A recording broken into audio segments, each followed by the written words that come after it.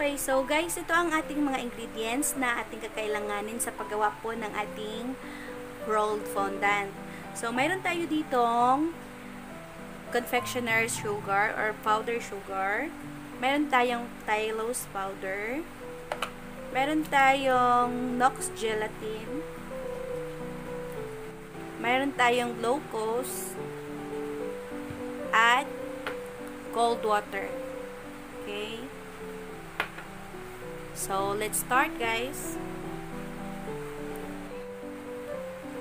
So, dito sa ating powder sugar, ihahalo natin yung ating tylose powder.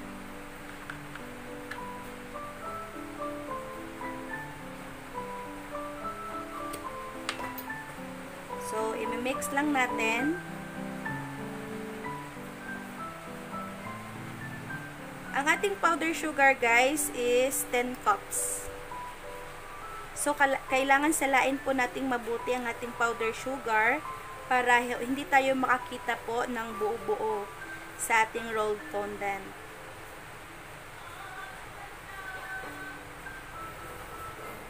So, after nito, guys, i-set aside natin, then i-prepare natin yung ating gelatin mixture.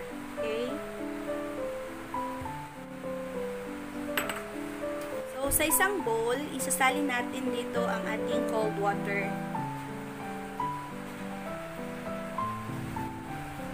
At isama natin ang ating gelatin powder.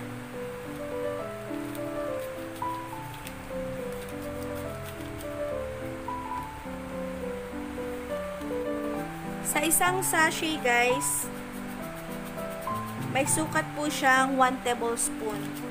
So, since 1 tablespoon po ang per pack ng ating gelatin, so, gumagamit tayo ng 2 sachet. So, since nasama na natin ang ating gelatin powder sa ating cold water, so, i-add natin ngayon ang ating 1/2 cup na glucose.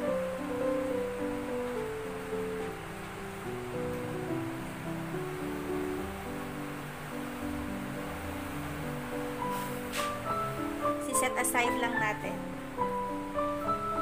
Halin lang natin ang mainit na tubig.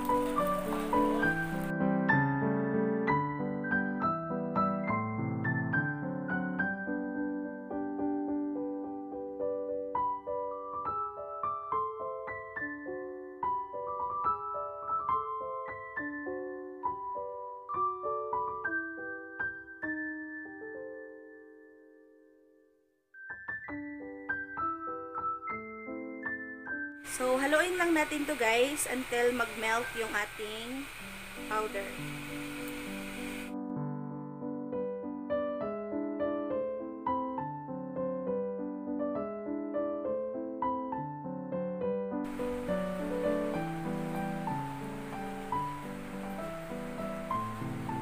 So, bali after na po na melt yung ating gelatin at saka na-mix na po lahat ng mga ingredients dito. So, ngayon, kunin lang natin ito sa ating mainit na tubig. Then, kailangan lang palamigin lang natin to, guys, or warm lang ang kanyang temperature before natin isalin sa ating powder sugar. Okay? So, ngayon, warm na po ang ating gelatin mixture. So, ngayon, kunin natin ang ating powder sugar.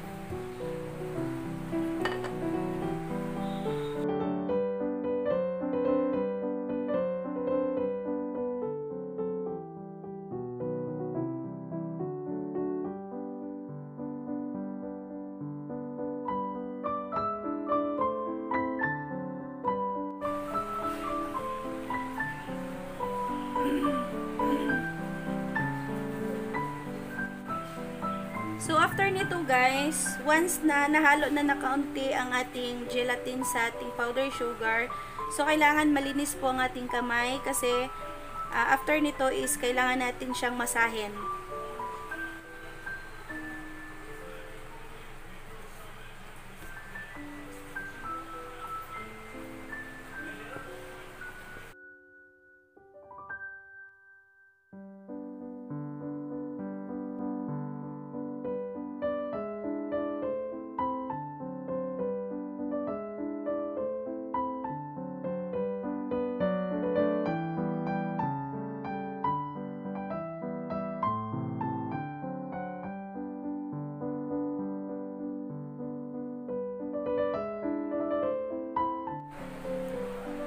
Okay, so sa puntong to guys, kailangan nating inid ang ating fondant sa ating working table para mamasa nating mabuti ang ating fondant. Okay, so kailangan nating lagyan lang ng kaunti ng powdered sugar ang ating working table. Then, isalin natin ang ating fondant.